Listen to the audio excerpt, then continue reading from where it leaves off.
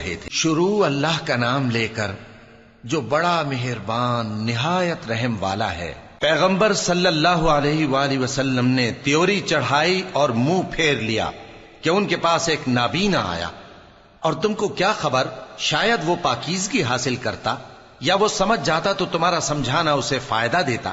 اب وہ جو پرواہ نہیں کرتا سو اس کی طرف تو تم توجہ کرتے ہو، حالانکہ اگر وہ نہ سنورے تو تم پر کچھ الزام نہیں۔ اور وہ جو تمہارے پاس دوڑتا ہوا آیا اور وہ اللہ سے ڈرتا بھی ہے تو اس سے تم بے رخی کرتے ہو۔ دیکھو یہ قرآن نصیحت ہے، پس جو چاہے اسے یاد رکھے۔ قابل ادب ورقوں میں لکھا ہوا جو بلند مقام پر رکھے ہوئے اور پاک ہیں، ایسے لکھنے والوں کے ہاتھوں میں ہیں جو بلند مرتبہ اور نیکوکار ہیں۔ انسان مارا جائے، یہ کیسا ناشکرا ہے۔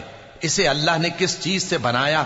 نطفے سے بنایا، پھر اس کا اندازہ مقرر کیا، پھر اس کے لیے رستہ آسان کر دیا، پھر اس کو موت دی سو اسے قبر میں پہنچایا، پھر وہ جب چاہے گا اسے اٹھا کھڑا کرے گا۔ کچھ شک نہیں کہ اللہ نے اسے جو حکم دیا اس نے اس پر عمل نہ کیا۔ تو انسان کو چاہیے کہ اپنے کھانے کی طرف نظر کرے۔